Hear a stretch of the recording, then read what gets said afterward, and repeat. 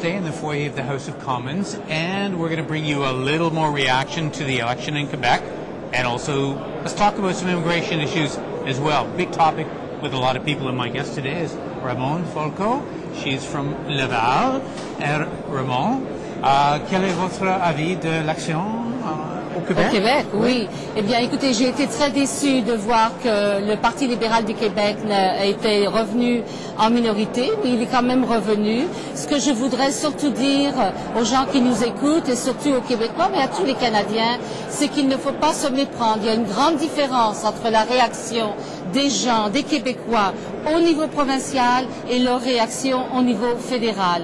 Les résultats aux élections de lundi soir n'indiquent ni positivement ni négativement des résultats possibles à des élections fédérales que nous pourrions avoir très bientôt.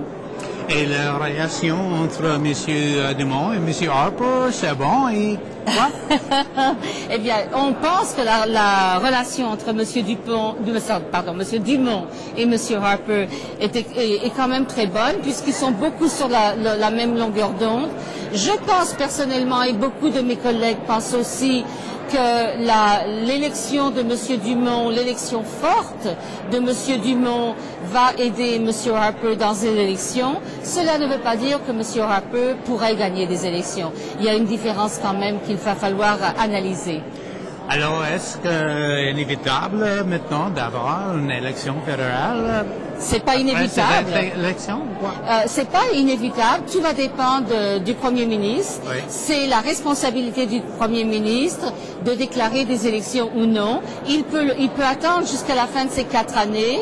Il peut attendre que son gouvernement tombe, ou il peut décider d'aller voir la gouverneure générale et lui dire « Je ne peux plus continuer comme ça, il faut avoir des élections ». Nous, les libéraux, tout ce qu'on peut faire, c'est attendre sa décision, mais se préparer au cas où. Vous êtes prêt pour une élection dans votre circonscription? Non seulement je suis prêt, mais tous les gens avec nous sont prêts. Absolument. Ils vous aiment dans le comté? J'espère. Il faut dire que ça fait maintenant plus que 10 ans que je suis dans le comté, et jusqu'à maintenant, ça a très très bien été. Et je remercie les commettants d'ailleurs. On a une excellente relation, je crois. Ah ouais. Okay.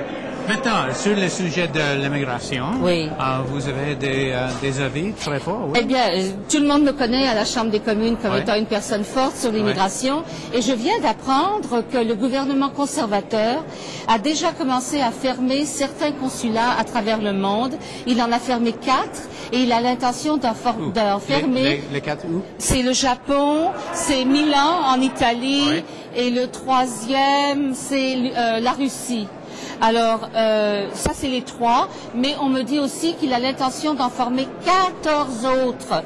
Et ça m'inquiète énormément. Dans ma circonscription, j'ai beaucoup de Canadiens qui ont de la famille à l'extérieur, qui ont besoin d'avoir des visas pour venir les visiter, et ce sont les consulats qui émettent les visas.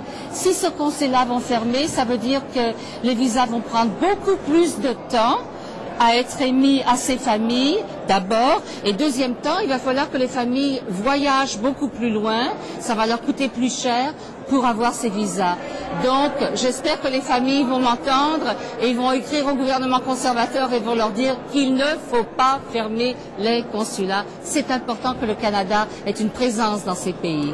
Et quelle est la politique très importante sur l'immigration pour le Parti libéral? Ben, pour le Parti libéral, c'est évident que nous voulons avoir une immigration importante, autant anglophone que francophone.